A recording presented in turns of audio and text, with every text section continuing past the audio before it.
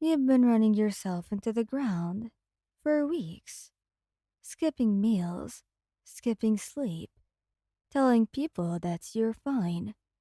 And the two people who love you most finally have enough. The argument breaks open, all at once, loud and tangled, and aimed straight at you. And you keep saying it's not a big deal until your body decides to prove otherwise. The floor gives out from under you right in the middle of it.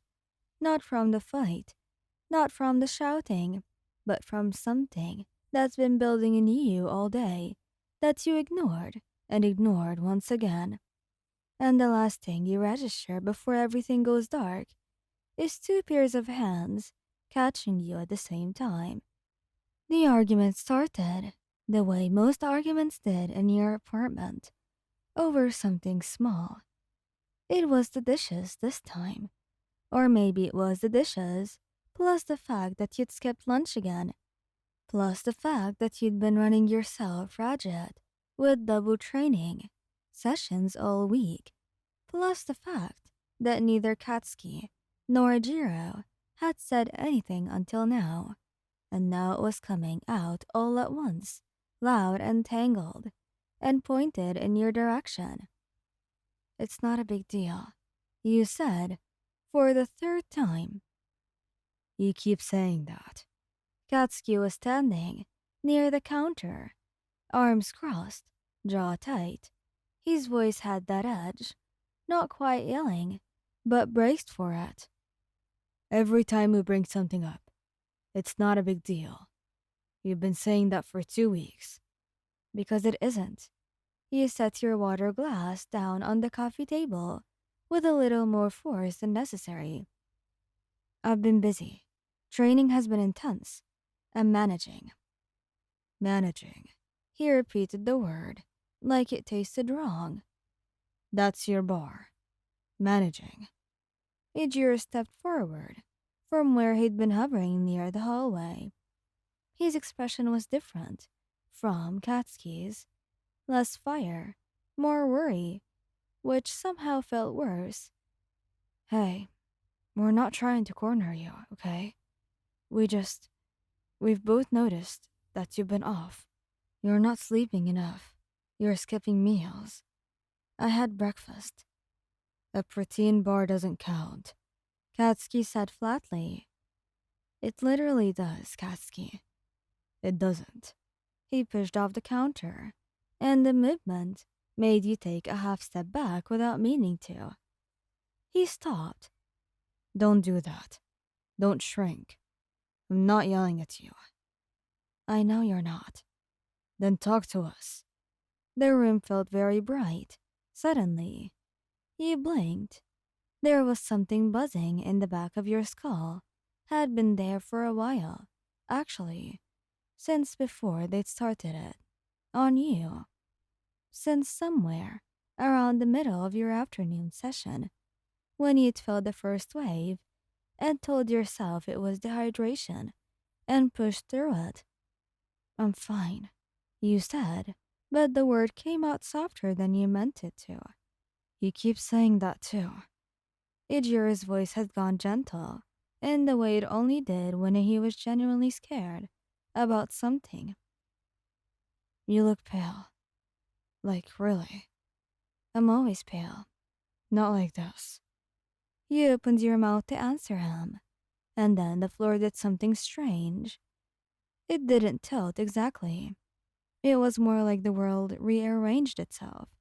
The edges went fuzzy. The buzzing got louder, and your knees made a decision entirely without your input. You didn't feel yourself fall. That part happened fast, somewhere between one heartbeat and the next. What you felt was hands. Two pairs of them, both catching you at almost the same moment. One at your back, and one gripping your arm, and the familiar warmth of the both of them anchoring you before you could hit the ground. You came back to the ceiling, white, familiar, the water-stained shape like a rabbit in the upper left corner, that Ijiro kept saying he'd fix and never did. She's back. Ijiro's face appeared above yours. Red hair, wide dark eyes, a crease between his brows that hadn't been there a year ago. Hey, look at me. Can you hear me? Yes, you said. Your voice was sandpaper. Katsuki appeared on the other side, kneeling on the floor beside you.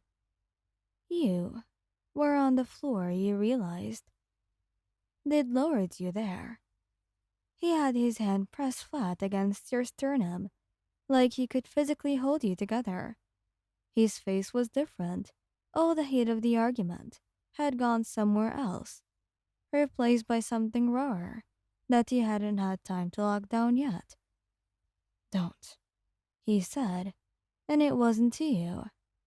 It was to himself, he thought. Don't panic. Don't spiral. He exhaled slowly through his nose. You're okay. You're on the floor.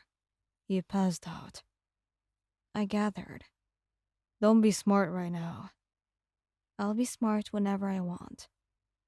But the words had no spine in them. He felt hollowed out, like someone had taken something essential and set it on a shelf out of reach. Ijiro had a glass of water from somewhere. He must have moved fast. And he slid, a careful hand under your head to help you sit up a few inches. Small sips. Hey, don't push it. You drank. The water hit your empty stomach like a stone. When did you last eat? Katsuki asked. His voice had gone very quiet. You thought about lying. You could see on his face that he knew you were thinking about lying. This morning, you admit. The protein bar. Yes. He made a sound low in his throat that wasn't quite a word. And then he stood up and disappeared into the kitchen. Ijiro helped you set up the rest of the way. We were too loud. He said quietly. You were worried, it's okay. We can be worried without being. He stopped. We could have asked sooner, been gentler about it. Iji. I mean it. Ijiro turned to look at you. I know. I know you do. I'm sorry I wasn't talking. Katsuki came back with toast, half a leftover container of rice, and a bottle of sports drink. All of it arranged on a plate with a precision that would have looked clinical, if not for the way he set it down in front of you. Too carefully. He didn't sit on the floor again. He sat on the edge of the couch, close enough that his knee was against your shoulder. Eat, he said. It wasn't gentle, but it wasn't hard either. It was just Katsuki. And so, he picked up the toast, and nobody brought up the dishes again. Thank you guys for listening. If you like this video, please don't forget to subscribe, like, and share. And goodbye.